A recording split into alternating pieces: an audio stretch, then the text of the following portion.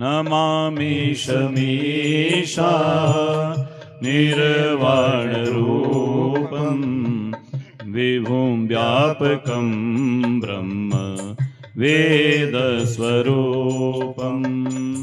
निजं निर्गुणं निर्विकल्पं निरीहं चिदाकाशमाकाशवासं भजेऽहम् निराकार मोकार मूलं तुरीयं गिरा ज्ञान गोतीत मीशं गिरीशं करालं महाकाल कालं कृपालं गुणागार संसार पारं नतोऽहम् तुषारादृशङ्काश गौरं गभीरं मनोभूतकोटि प्रभाषि शरीरं सपुन्मौलिकल्लो लिनिजारुगङ्गा लसद भाल बाले तु कंठे भुजंगा चलत कुंडलं भ्रू सुनेत्रं विशालं प्रसन्नाननं नीलकण्ठं दयालं मृगाधीश चर्मा वरं मुण्डमालं प्रियं शङ्करं सर्वनाथं भजामि प्रचण्डं प्रकृष्टं प्रगल्भं परेशम् अखण्डम् अजं भानु कोटिप्रकाशं त्रयशूलनिरमूलनं शूलपाणि भजेऽहं भवानीपतिमापगम्यम् कलातीत कल्याण कल्पान्तकारी सदा सज्जनानंद दाता पुरारी चिदानंद संदोह मोहापहारी प्रसीद प्रसीद प्रभो मनमतारी न यावद उमानाथ पादारविन्दं भजन्ति हलोके परिवानराना न तावत् सुखं शान्ति संतापनाशं प्रसीद प्रभो सर्वभूतादिवासं न जानामि योगं जपं नैव पूजां न तोऽहं सदा सर्वदा शम्भुतोऽभ्यं जराजन्म दुःखोघ तातप्यमानं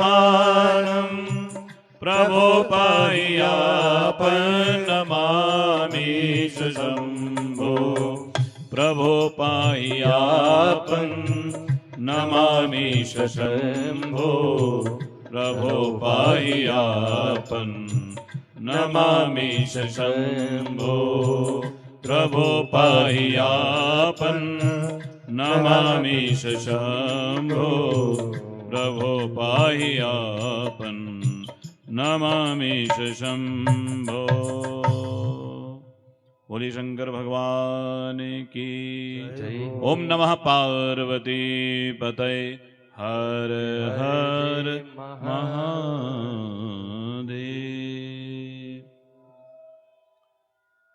भगवान श्री गणेश के चरणों में वंदन, श्री गुरु चरणों में वंदन। अखिल ब्रह्मांड नायक अकारण कारण करुणा वरुणा बरसाने वाले भक्त वांछा कल्पतरु, हम सबको अपनी कृपा करुणा से अनुग्रहित करने वाले मेरे महादेव भोले बाबा, उन्हीं की वांगमय प्रतिमूर्ति परम मंगलमय श्री शिव महापुराण जी को बारंबार वंदन। मेरे गोविंद मेरे कन्हैया ठाकुर जी के चरणों में कोटि कोटि वंदन। श्री महावीर हनुमंत लाल जी को वंदन। सभी ग्राम देवताओं को, स्थान देवताओं को वंदन। सभी विप्र बंधुओं को वंदन। और आप सभी शिव शक्ति स्वरूपा श्रोताओं को वंदन। प्रेम से बोलिए। क्या बोलना पड़ेगा? शिव कथा है ना, तो क्या बोलना है? हर हर महादेव है। तो प्रेम से बोलिए, जोर से बोलो जरा, हर हर महादेव।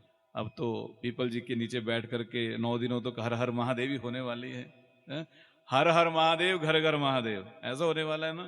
तो आइए, आप सब बड़े सौभाग्यशाली हैं, हम भी सौभाग्यशाली हैं।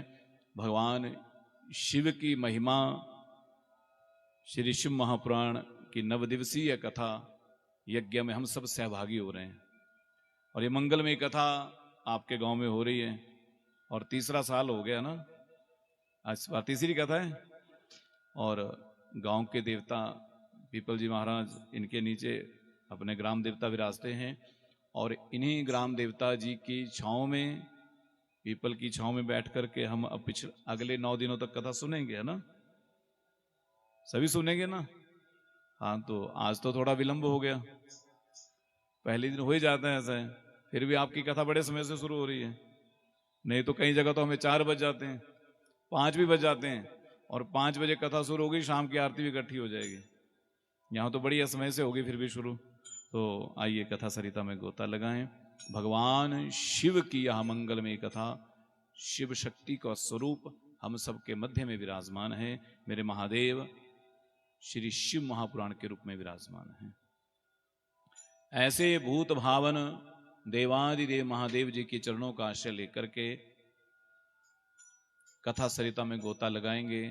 तो देखिए, हम सब कथा सुनने आए ना? पक्का कथा सुनने आए? कुछ और तो नहीं है?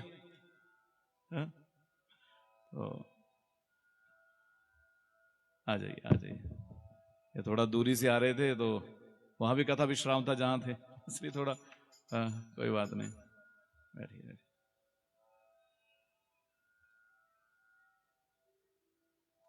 आइए 2 मिनट हरि नाम संकीर्तन करते हैं, उतनी देर ये बैठ भी जाएंगे, है ना? बोलिए शंकर भगवान की। ओम नमः शिवाय, ओम नमः शिवाय। हर हर भोले नमः शिवाय, नमः शिवाय, ओम नमः शिवाय। हर हर भोले नमः शिवाय, नमः शिवाय। गाओ सभी। नमः शिवाय। हर हर भोले नमः शिवाय, नमः शिवाय, ओम नमः शिवाय। हर हर भोले नमः शिवाय, नमः शिवाय, ओम नमः शिवाय। हर हर भोले नमः शिवाय, नमः शिवाय, ओम नमः शिवाय। हर हर भोले नमः शिवाय। जटाधराय शिव जटाधराय, हर हर भोले नमः शिवाय। जटाधराय शिव जटाधराय, हर हर भोले नमः शिवाय।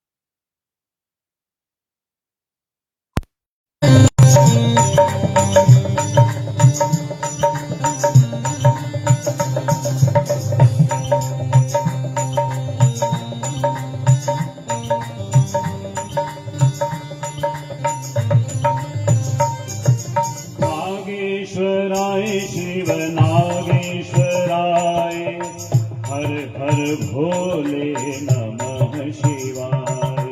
नागेश्वराय शिव नागेश्वराय हरि हरि भोले नमः शिवाय। नागेश्वराय शिव नागेश्वराय हर हर भोले नमः शिवाय।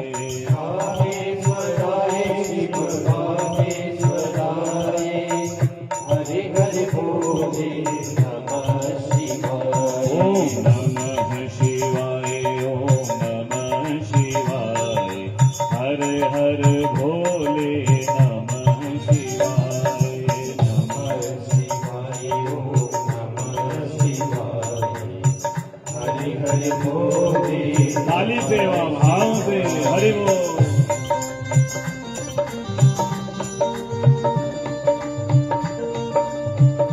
श्री राधे।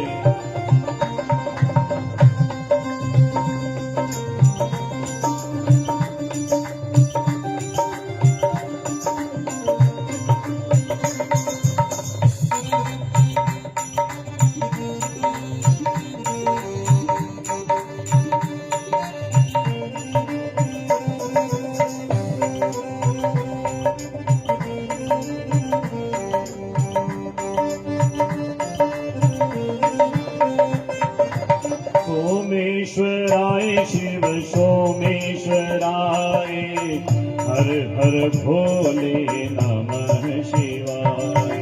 सोमेश्वराय सोमेश्वराय शिव सोमेश्वराय हरि हरि भोले नमः शिवाय। सोमेश्वराय शिव सोमेश्वराय हर हर भोले नमः शिवाय। सोमेश्वराय शिव सोमेश्वराय हरि हरि भोले नमः शिवाय। ओम नमः शिवाय ओम नमः शिवाय हर हर भोले नमः शिवाय। नमः शिवाय ओम नमः शिवाय हर हर भोले नमः शिवाय। नमः शिवाय ओम नमः शिवाय हर हर भोले नमः शिवाय। नमः शिवाय ओम नमः शिवाय हर हर भोले नमः शिवाय। हर हर भोले नमः शिवाय हर हर भोले नमः शिवाय। बोले शंकर भगवान की जय। ओम नमः पार्वती पतये हर हर महादेव।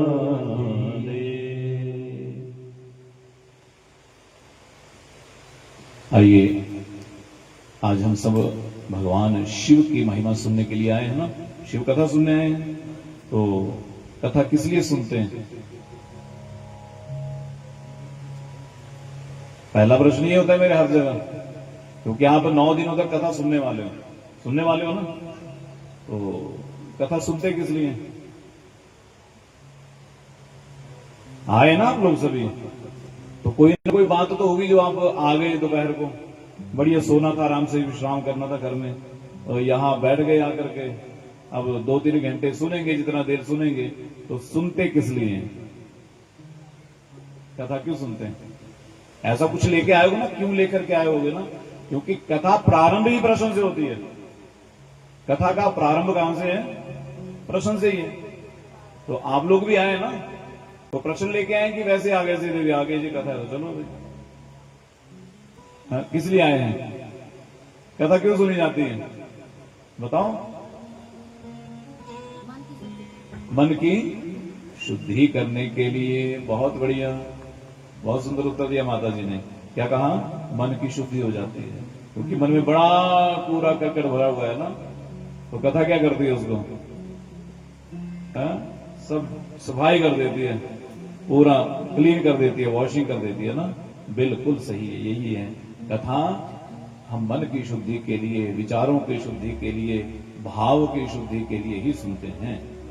और साथ में यही काम नहीं होता, साथ में क्या होता है, जब कथा सुनने के बाद चित्त शुद्ध हो जाता है ना, मन शुद्ध होता है, तो हम किस घर में रहते हैं, जिस घर में सफाई हो ना, गंदे कमरे में तो ले रहेंगे ना। वैसे ही जब हमारा हृदय रूपी मंदिर कथा सुनने से शुद्ध हो जाता है, तो फिर किसकी प्राप्ति होती है, भगवान की। भगवान आकर के विराजित हो जाते हैं। इसलिए कि कथा भगवान को हमारे हृदय में प्रवेश करवाती है, क्योंकि चित्त को शुद्ध करेगी तो कथा में भगवान आएंगे। और हम 9 दिनों तक अपने चित्त की शुद्धि के लिए और शिव प्राप्ति के लिए, शिव कृपा को ग्रहण करने के लिए शिव महापुराण की कथा को सुनेंगे। तो प्रेम से बोलिए, इधर तभी बैठा करना जब इधर जगह नहीं हो, नहीं तो इधर बैठना, क्योंकि मेरी व्यासपीठ थोड़ी किनारे और आप लोग इधर पिल्लर के पीछे छुप जाएंगे। यहां तो तभी बैठना जब इधर जगह नहीं हो, इधर जगह है तो इधर बैठो सामने सामने, मुझे भी घूमना पड़ेगा इधर को, नहीं तो थोड़ा थोड़ा। इसलिए भाव से ये कथा सरिता में गोता लगाएं। ये भगवान शिव की कथा हम सबका मंगल करने वाली हो, कल्याण करने वाली हो, चित्त को शुद्ध करने वाली हो, भाव को शुद्ध करने वाली हो, हमारे जीवन में शिव भक्ति का, भगवत भक्ति का संचार करने वाली हो। इसी मंगल कामना से आइए कथा सुनते हैं। कथा क्यों सुनी जाती है, कथा सुनने से होता क्या है, इसी को कहते हैं महात्म्य। क्या कहते हैं, महात्म्य। और भगवान शिव की ये कथा है, शिव स्वरूप कथा है। तो नितावसाने नटराज राजो ननाद पंचवारम उद्धस्तु कामे सनकादि सिद्धन एतद् विमर्शे शिवसूत्र जालम। जिनकी कथा सुनने आए ना, वो कैसे हैं, बोले महादेव कैसे हैं, बोले नितावसानी नटराज राजो, बोले जो नृत्य करते हैं, नृत्य करते करते जब डमरू को बजाते हैं ना, उस डमरू से जो स्वर प्रकट होता है, जो नाद प्रकट होता है, जो ध्वनि प्रकट होती है, उसी से इस संसार में जितनी भाषाएं निकली है ना, जितना संगीत निकला है, जितने स्वर निकले हैं, जितने राग निकले हैं, जितने भी व्याकरण निकले हैं, वो महादेव के डमरू के उस नाद से ही निकले हैं। और नाचते नाचते जो स्वर लहरियां निकली, 14 सूत्र प्रकट हो गए। 9 पंचवार, कितनी बार बजाया, 9 बार और 5 बार, मारे 9 5 14, 14 ही सूत्रों से सारी भाषाएं प्रकट हुई हैं। संस्कृत के ये 14 सूत्र हैं, इन्हीं सूत्रों से सारा व्याकरण, सारा सब कुछ निकला है। ऐसे महादेव अर्थात जो सारे संसार की उत्पत्ति का कारण है, सारे विश्व प्रपंच को जो बनाने वाले हैं, ऐसे महादेव के चरणों में, महाकाल भूत भावन महादेव के चरणों में वंदन करते हैं। बोले शंकर भगवान की। और देखिए, सौनकादि ऋषि विराजमान हैं नैमिषारण्य की पावन धरा पर। और हाँ, थोड़ी इको ज्यादा है ना, थोड़ा सा कम करना। और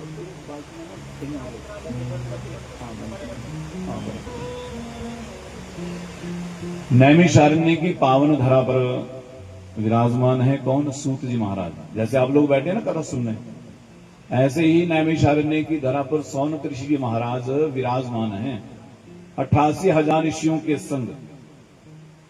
तो बैठे इसलिए केवल कथा सुनने के लिए। और ये कथा कोई 9 दिन की नहीं है। जो वहां नैमिषारण्य में कथा चली है ना, वो 9 दिन की कथा नहीं है, ना 7 दिन की है, ना 11 दिन की है, ना महीने की है। जानते कितनी लंबी कथा है, 1000 वर्ष चलने वाली कथा है। 1000 वर्षों के लिए ऋषि बैठे कथा सुनने के लिए, और सूत जी बैठे हैं सुनाने के लिए। और इस कथा की एक और विशेषता क्या है, जानते क्या विशेषता है, कि जो सुनने वाले हैं ना, वो आयु में सब बड़े हैं, ज्ञान में भी बड़े हैं। केवल आयु में बड़े नहीं हैं, विज्ञान ज्ञान में भी बड़े हैं। और जो सूत जी व्यास आसन पर बैठे ना, जो कथा सुनाने वाले हैं, वो आयु में सबसे छोटे हैं। तो सूत जी महाराज बैठे हैं, और जब सूत जी बैठे हैं ना, तो 1000 वर्ष का वो सत्र चल रहा है। इसी 70 के जो मुख्य यजमान, जैसे हमारे यजमान जी हैं, वैसे वहां भी कोई एक मुख्य यजमान तो बनता ही है। और जो मुख्य यजमान होता है या मुख्य जो श्रोता होता है वो अपना तो कल्याण करता ही है, पर उसके साथ साथ क्या होता है, सबका कल्याण हो जाता है, सबका कल्याण हो जाता है, वो हेतु बनता है। जैसे भागीरथ जी गंगा मैया को लेकर के आए ना, लाए तो किस लिए थे, अपने पूर्वजों का उद्धार करने के लिए। पर केवल क्या गंगा मैया ने अपने पूर्वजों का ही उद्धार किया? गंगा मैया तो उस समय से आई हैं, आज तक हम सबका कल्याण कर रही हैं, हम सबके पापों को प्रक्षालित कर रही हैं, हम सबका उद्धार कर रही हैं और हम सबको प्रभु चरणों में मिला रही हैं, सारे संसार का कल्याण कर रही हैं। उसी प्रकार सौनक ऋषि जी महाराज विराजमान हैं और वह भी प्रश्न कर रहे हैं, किससे? सूत जी से, अपने लिए नहीं। किसके लिए कर रहे हैं? समस्त संसार के लिए कर रहे हैं, हम सब के लिए कर रहे हैं। सौनक जी प्रश्न नहीं करते तो क्या हम कथा सुनते हैं बैठ के? सुन पाते हैं? क्योंकि सब कथाओं के प्रधान श्रोता तो सौनक जी हैं, सौनक ऋषि महाराज हैं। इसलिए आज यही सौनक ऋषि प्रश्न कर रहे हैं, कह रहे हैं, हे सूत महाप्राज्ञ सर्व सिद्धांत वित प्रभो, आदि कथा सारम मम कर्ण रसायनम, हे सूत महाप्राज्ञ। वो कह रहे हैं, हे सूत महाप्राज्ञ। एक बार नहीं कहा, कितनी बार कहा, हे सूत। बोले महाराज बहुत प्रार्थना कर रहे हैं। जब किसी से प्रार्थना की जाती है ना तो बार बार उससे विनय किया जाता है, प्रार्थना की जाती है, बार बार बोला जाता है। जब किसी से हमें कोई बहुमूल्य वस्तु लेनी हो ना, कोई ऐसी चीज लेनी हो, कोई किसी से कार्य सिद्ध करना हो, तो क्या करते हैं हम? बार बार प्रार्थना करते हैं, बार बार विनो, बार बार प्रार्थना करते हैं।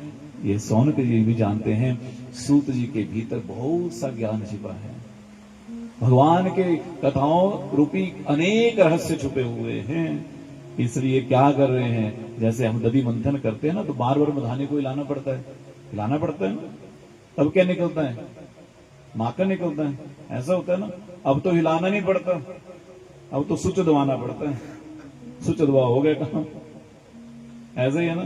पर वैसे जो माताएं बूढ़ी हैं हमारी, उनको तो पता है कि वो रस्सी मधानी में लगी होती थी, फिर सुबह सुबह बैठ जाना 4 बजे उठ करके, फिर वो रस्सी चलेगी। हम भी छोटे होते तो हम भी चलाते थे उसको, माता जी कई बार हमें भी लगाती थी काम में, तो हम भी करते थे। तो याद आती है, कई बार वो मधानी भी पड़ी है ना, अब तो उसको कोई हाथ नहीं लगाता, तो वो उसको देख के याद आती है कि हमने भी कई बार उसको पकड़ के हिलाया है, मंथन किया, तो कैसे कैसा होता था। तो जैसे दधि को मंथने के लिए मधानी को बार बार हिलाना पड़ता है, उसी प्रकार सौनक जी कह रहे हैं, महाराज हे सूत महाप्राज्ञ, हे सूत महाराज, क्योंकि वो जानते हैं जितना मंथन होगा, जितना प्रश्न करेंगे, उतना सुंदर कथा रूपी माखन प्रकट हो जाएगा। कह रहे हैं आप तो सब शास्त्रों को जानने वाले हैं, सर्व सिद्धांत वित्त प्रभो, सब सिद्धांतों को जानने वाले हैं। ऐसे नहीं है सूत जी महाराज। कथा की भूमिका कैसे बन रही है? ये कथा की भूमिका है ना, शिव पुराण की कथा की भूमिका है, कथा की भूमिका बनती है।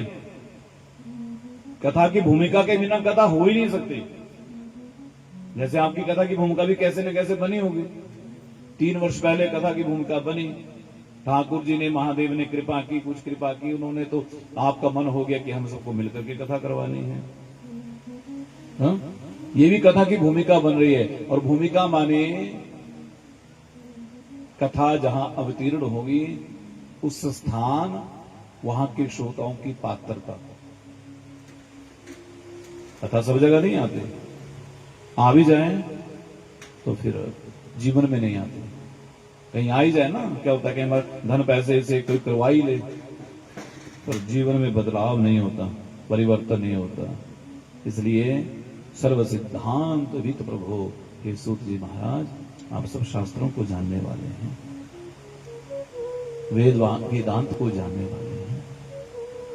आख्या ही मैं कथा सारम, कोई कथा का सार सुनाइए जो सारी कथाओं का सार हो और पुराणों का सार हो, ऐसा कोई पुराण सुनाइए। इस प्रकार से कहा और साध में कह रहे हैं, सदाचाराश सद्भक्ति विवेको वर्धते कथम।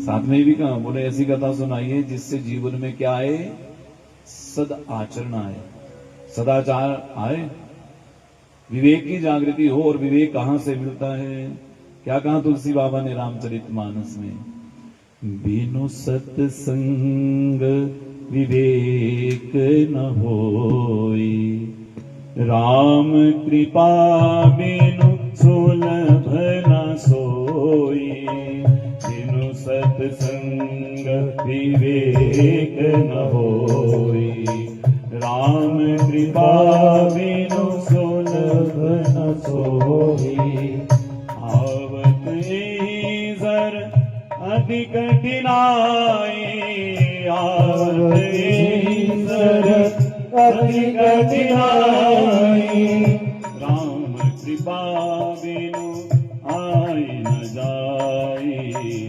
राम कृपा बिनु आई न जाई, राम कृपा बिनु आई न जाई। विवेक की जागृति कौन करवाती है, भगवान की कथा करवाती है, सत्संग करवाता है। सत्संग के बिना विवेक जागृत होता नहीं, बुद्धि जागृत होती नहीं है, क्योंकि सत असत का विवेचन कथा ही सिखाती है। वही कह रहे हैं, सदाचार सद्भक्ति विवेको वर्धते कथम, बोले जिससे हमारे जीवन में भक्ति की वृद्धि हो, विवेक आए। भक्ति अकेली नहीं आए, किसके संग आए, विवेक के संग आए। क्योंकि भक्ति तो बहुत करते हैं, घंटियां बहुत बजाते हैं, आरती बहुत करते हैं, मंदिर में माथे बहुत टेकते हैं, लेकिन क्या वो भक्ति श्रेष्ठ भक्ति है? बोले नहीं। भक्ति कौन सी श्रेष्ठ है, जिस भक्ति के साथ विवेक भी आए, ज्ञान भी आए, वैराग्य भी आए। इसलिए बोले भक्ति ज्ञान और वैराग्य को बढ़ाने के लिए सद आचरण को प्रदान करने वाली कोई कथा हमें सुनाइए। इस प्रकार से कह रहे हैं, सविकारा निरासश्च सजनई क्रियते कथम, सब प्रकार के विकारों को दूर करने वाले। बोले सज्जन जिस प्रकार अपने जीवन को निर्मल करते हैं, शुद्ध करते हैं, जिस कथा सरिता से, उस कथा को सुनाइए। और इस प्रकार से कहा, और साथ में कह रहे हैं, बोले आगे घोर कलयुग आने वाला है। क्या आने वाला है? घोर कलयुग आगे आने वाला है, अभी थोड़ी आया, अभी भी आ ही गया बोले ना, क्योंकि 5000 वर्ष अभी कलयुग को प्रारंभ हुए, ज्यादा समय भी नहीं हुआ। पर 5000 वर्षों में ही कितनी विकृति आ गई है हमारे में, कलयुग का प्रभाव बढ़ रहा है ना। इसलिए कह रहे हैं, बोले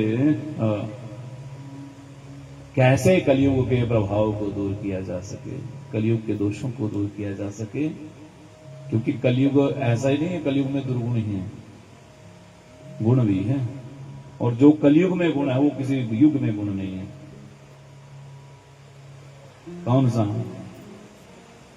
कलयुग केवल हरि गुण गावत नर पावहि भव था। कलयुग केवल हरि गुण गाहा, बोले केवल भगवान का नाम गाने मात्र से क्या होगा? बोले भव था गावत नर पावहि भव था। अर्थात जो गाएगा, जो लेगा, जो सुनेगा, वो कहां चला जाएगा? बोले वो भगवान को ही पा जाएगा, भव सागर से पार हो जाएगा। पर ये कलयुग इतना प्रभावी है कि ये नाम लेने सुनने ही नहीं देता। ऐसे है कलयुग, कथा लगी होगी तो मन ही नहीं करेगा। कथा सुनते सुनते क्या हो जाएगा, कई बार कोई जरूरी काम आ जाएगा, कथा से भी जरूरी काम आ जाएगा। क्योंकि मैं इस बार तो मैं विशेष रूप से कह रहा हूं कि हम सबसे पहले हमें कुछ भी छोड़ना हो ना, तो किस छोड़ते हैं सबसे पहले? पूजा को छोड़ते हैं, भगवान को छोड़ते हैं सबसे पहले। ये छोड़ने वाले कथा में बैठे बैठे आ जाएगा, याद हो काम रह गया, चलो उठो चलो चलते हैं।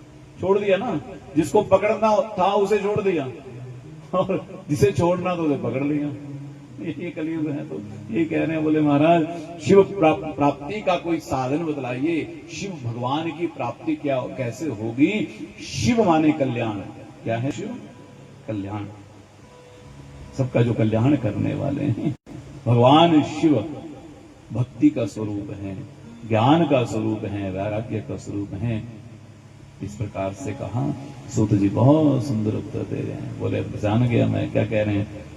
सर्व सिद्धांत निष्पन्ना भक्त्यादीक व्यर्थनम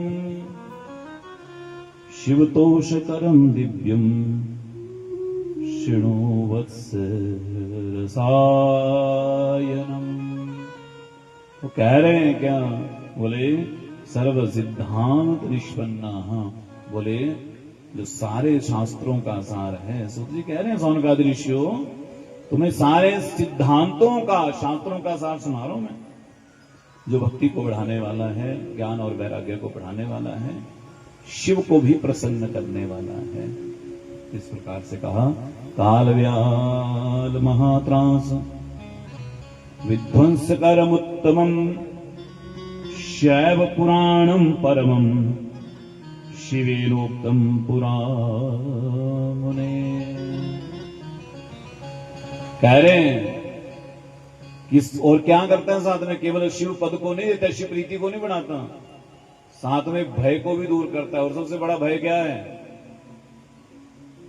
इस संसार में सबसे ज्यादा डर किस चीज से लगता है हमें? मृत्यु से। यहां कहा, बोले काल व्याल, बोले जो मृत्यु के भय को भी दूर करने वाली है, काल रूपी सर्प से भी हमें जो बचाने वाली है, उस भय से दूर करने वाली है। बोले क्या? महात्रास विध्वंस करा। बोले जो काल रूपी सर्प को भी ध्वंस करने वाली है हमारे हृदय से, क्योंकि जिसके हृदय में भगवान विराजित होंगे ना, उसको मृत्यु का कभी भय होगा ही नहीं। वो तो कहेंगे मृत्यु कल आनी आ जाए, हम संसार की यात्रा करके निकले, भगवत प्राप्ति हो जाए, भगवान से मिलना हो जाए। पर वो जो भगवान के भक्त होते हैं वो बस यही कहते हैं कि प्रभु हम संसार में भी यदि रहे तो वाणी से आपके गुणों को गाते रहें, हृदय में सदैव आपका चिंतन बना रहे, आपकी याद बनी रहे, आपकी भक्ति बनी रहे, आपका प्रेम बना रहे। ये कहते हैं और कह रहे हैं। बोले शैव पुराणम परम शिवेनोक्तम पुरा मुने। बोले मैं नहीं कह रहा, सूत जी कह रहे हैं, मेरी वाणी नहीं है, ये स्वयं महादेव ने कहा है। महादेव के मुख से शिव पुराण की कथा निकली है। इसलिए आप सबको मैं महादेव के उस परम मंगलमय शिव महापुराण की कथा को श्रवण कराता हूं।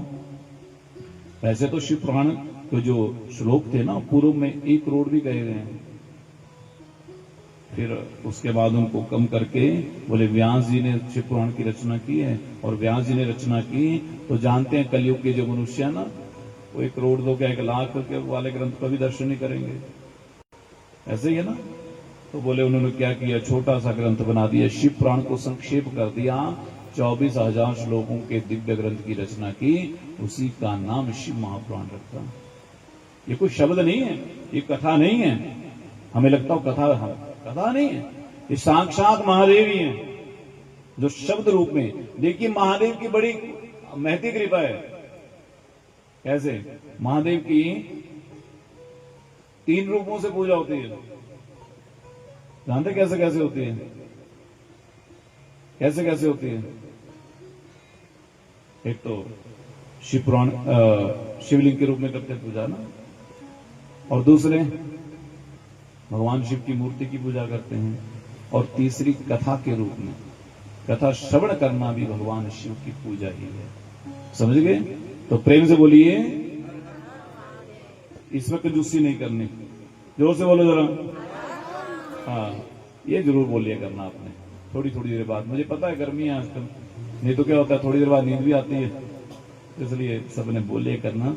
सूत जी कह रहे हैं व्यासेनोक्तम तो संक्षेपात कलिजानम हिताय च। कलियुग के प्राणियों के कल्याण के लिए व्यास जी ने उस शिव पुराण को संक्षिप्त कर दिया। 24,000 श्लोकों में दिव्य ग्रंथ की रचना की है।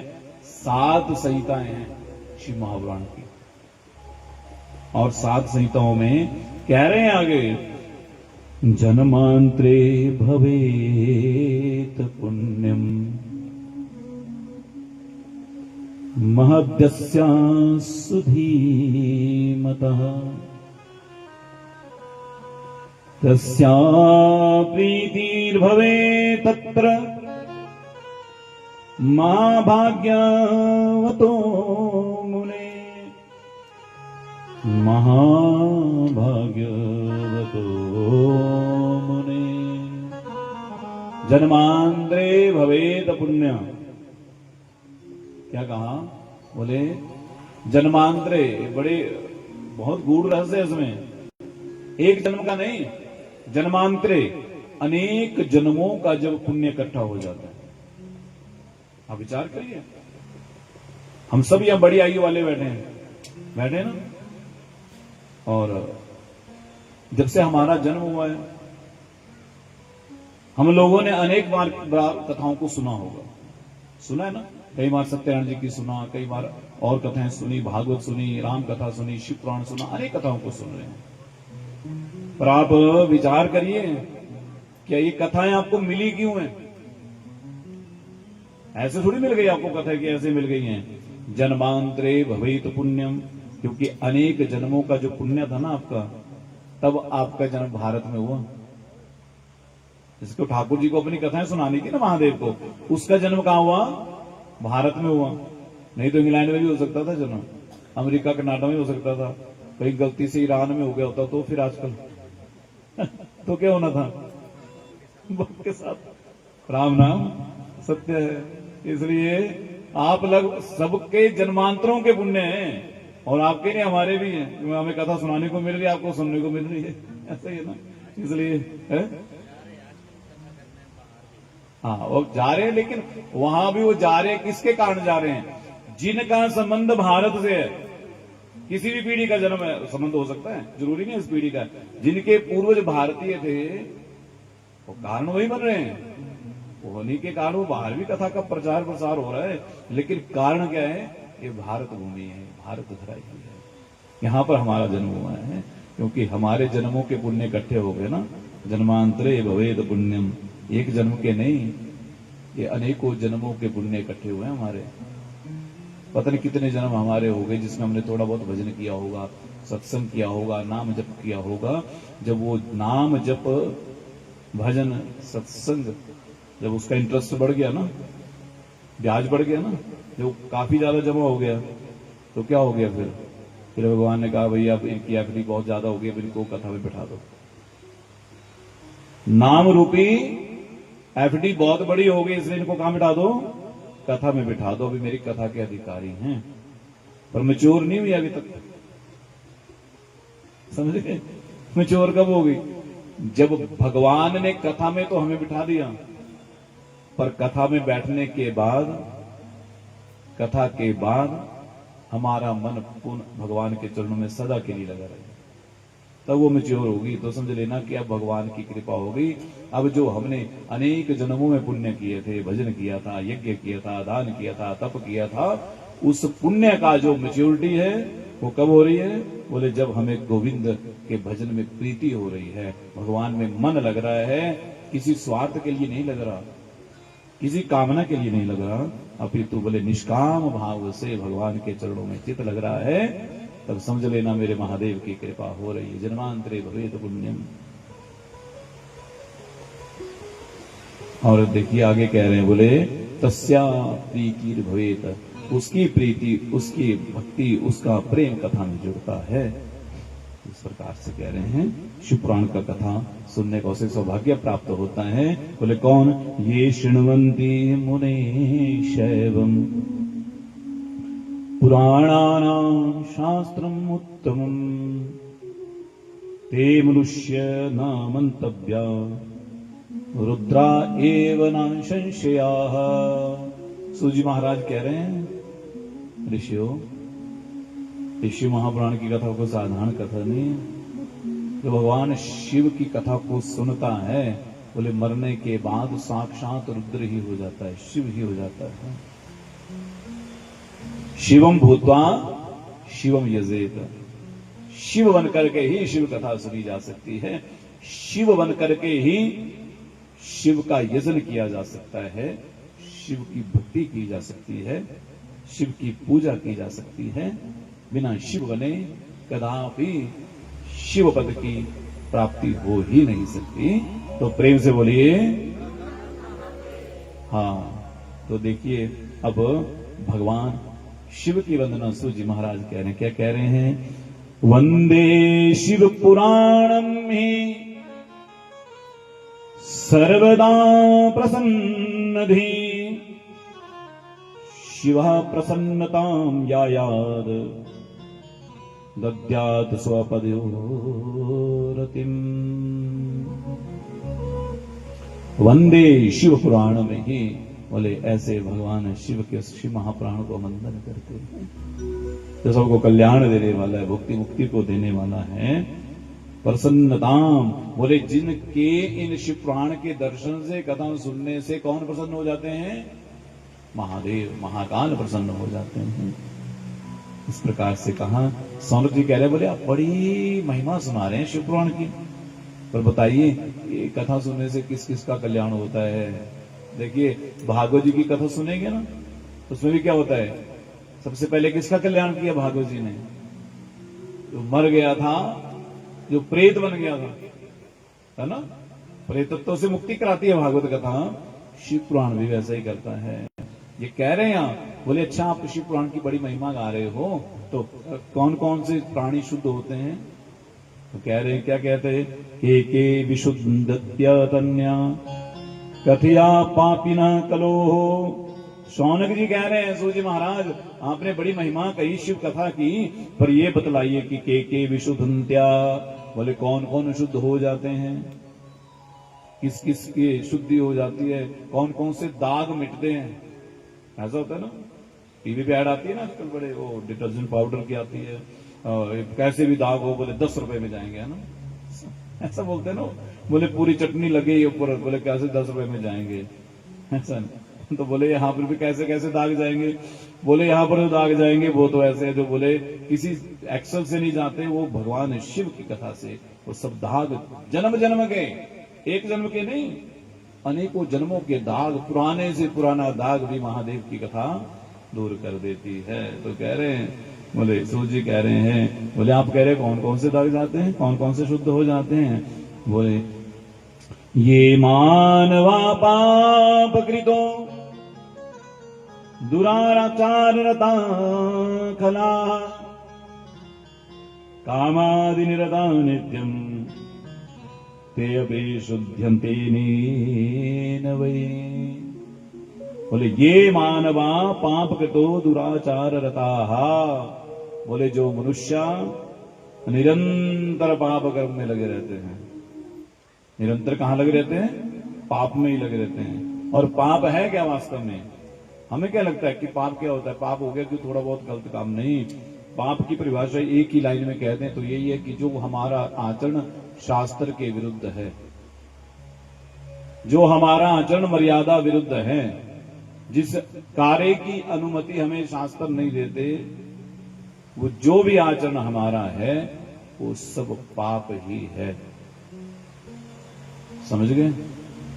इसलिए कहा बोले जिनका आचरण शुद्ध नहीं है, दुराचार रहता है, जो बुरे आचरण में लगे हुए हैं। और आगे कह रहे हैं बोले जिन जो खल हैं, खल माने क्या कहा? जिनके मन में, बाहर से तो देखने में बड़े अच्छे लगते हैं, बड़ा सुंदर स्वरूप है, बढ़िया आभूषण ठीक है, सब कुछ ठीक है, लेकिन हृदय में क्या भरा पड़ा है? कपट भरा है, दूसरे के प्रति द्वेष भरा है, ईर्ष्या भरी है, कपट भरा है। बोले जो सदैव दूसरों से कपट का व्यवहार करते हैं, आगे कह रहे हैं कामादि निरता, जो संसार के विषय भोगों में लगे रहते हैं, जो संसार के ही सुख में डूबे रहते हैं, जिनको किसी से कुछ लेना देना नहीं, केवल क्या चाहिए? संसार का सुख चाहिए, संसार का व्यवहार चाहिए, उन्हें किसी से कुछ नहीं लेना देना। वो कह रहे हैं नित्यम ते अपि, बोले वो भी यदि शिव पुराण की कथा का आश्रय ले लेना, जीवन भर जिसने पाप किया हो, गलती से कहीं शिव पुराण की कथा में बैठ जाए ना, तो बोले उसका भी कल्याण हो जाता है। ये है शिव पुराण की कथा। बोले और ऐसा नहीं है, बोले जो जीवन भर लालच करता हो, माता पिता की भी सेवा नहीं करता हो, माता पिता का भी अनादर करता हो, वो कह रहे हैं छल छद्म, और आगे कह रहे हैं बोले जो क्रूर वृत्ति वाले हैं ऐसे मनुष्य भी जो है वो शिव पुराण की कथा से पावन हो जाते हैं, निर्मल हो जाते हैं। और बोले यहां तक क्या कहें, बोले पुराण श्रवणम शंभो नाम संकीर्तनम तथा कल्पद्रुम फलम सम्यंग मनुष्यना न संशयाः।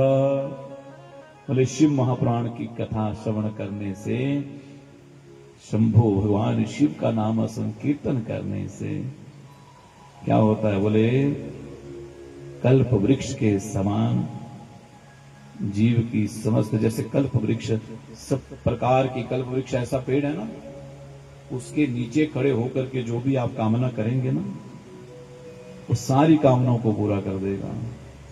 वैसे बोले शिव पुराण की कथा भी ऐसी है, बोले इसके नीचे बैठ करके जिसकी भी कल्पना करोगे वो मिल जाएगा। पर मैं तो यही कहता हूं कथा में बैठ करके कभी संसार की वस्तु मत मांगिए, संसार को नहीं मांगिए। कथा में बैठ करके किसे मांगना है, भगवान को मांग लीजिए, क्योंकि हम मांगते नहीं है। कथा में बैठ के भी मंदिर में जाकर के हम भगवान से नहीं बोलते भगवान आप हमें मिल जाओ, हम क्या बोलते भगवान मेरी नौकरी लगे, मेरा कार्य ठीक हो जाए, मेरा बेटा हो जाए, मेरी बेटी हो जाए, मेरा पत्नी मुझे मिल जाए, मुझे पति मिल जाए, मुझे घर मिल जाए, मुझे गाड़ी मिल जाए। भगवान से ये मांगते हैं ना, कभी ये नहीं कहते कि भगवान हमें संसार नहीं चाहिए, हमें तो आप ही मिल जाइए। ये बड़ा सुंदर भाव है, ये मिलकर के गाते हैं बोले शंकर भगवान की। राम को मांग ले मेरे प्यारे, उम्र भर का सहारा मिलेगा। बोले शंकर भगवान की जय। राम को मांग ले मेरे प्यारे, उम्र भर का सहारा मिलेगा, उम्र भर का सहारा मिलेगा। राम को मांग ले मेरे प्यारे, उम्र भर का सहारा मिलेगा, उम्र भर का सहारा मिलेगा, उम्र भर का सहारा मिलेगा। राम को मांग ले मेरे प्यारे, उम्र भर का सहारा मिलेगा, उम्र भर का सहारा मिलेगा। सिर्फ इनकी शरण में ही हमको, सिर्फ इनकी शरण में ही हमको जिंदगी भर गुजारा मिलेगा, जिंदगी भर गुजारा मिलेगा। राम को मांग ले मेरे प्यारे, राम को मांग ले मेरे प्यारे, राम को मांग ले मेरे प्यारे, राम को मांग ले मेरे प्यारे।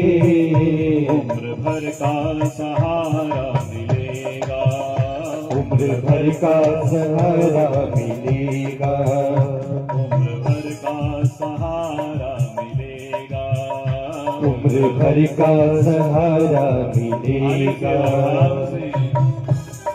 जय हो।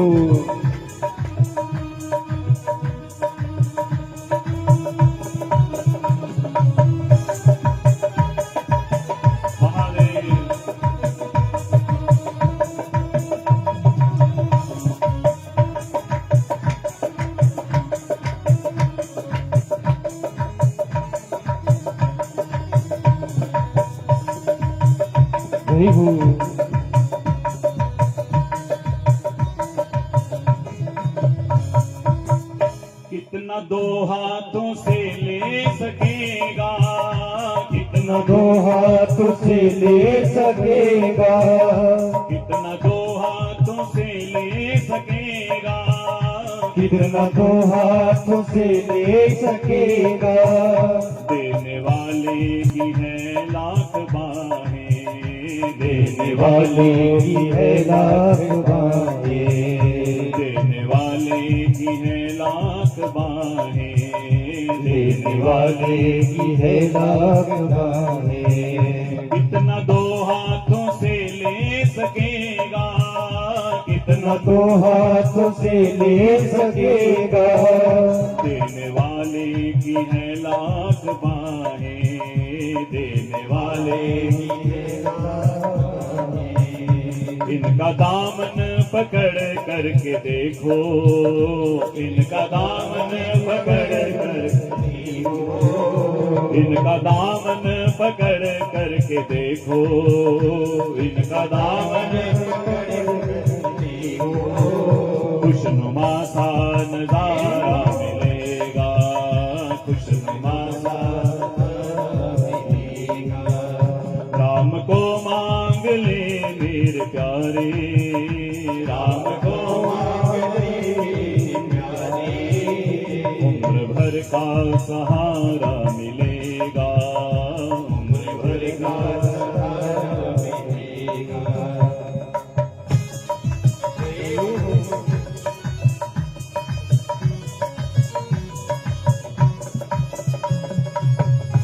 बोलिए शंकर भगवान की।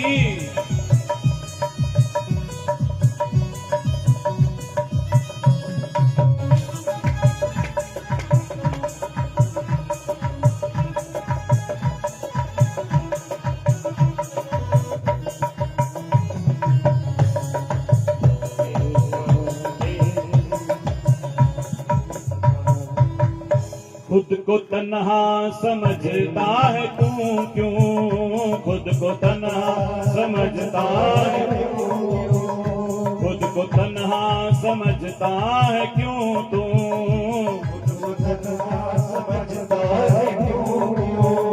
जर्रे जर्रे में है वो समाया, जर्रे जर्रे में है वो समाया, जर्रे जर्रे में है वो समाया, जर्रे जर्रे में है वो समाया।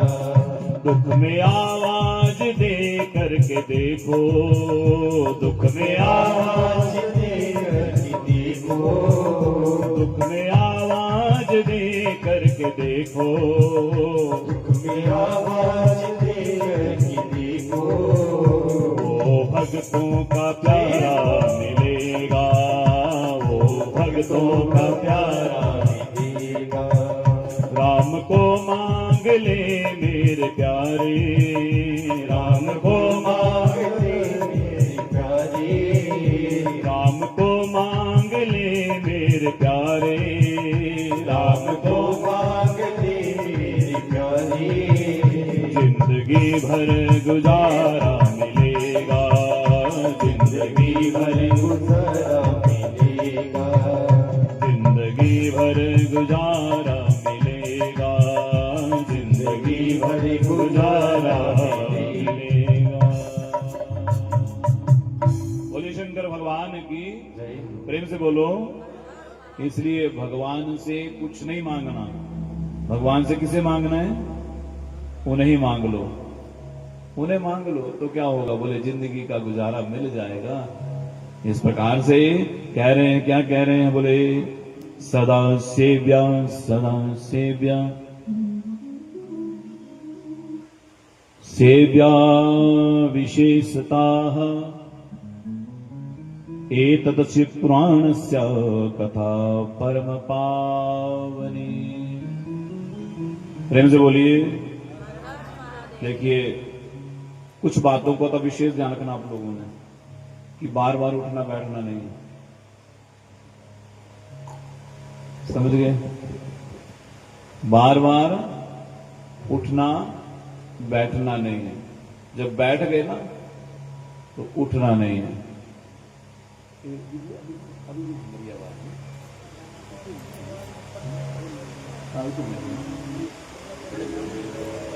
हरिओम। हाँ हरिओम।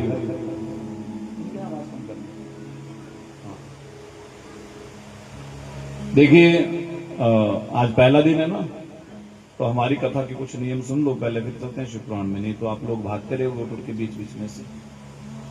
जब कथा में बैठ गए तो उठना नहीं है, ठीक है। जिसको ज्यादा उठने की समस्या है वो पीछे बैठेगा और पीछे से चुपके से निकल जाए।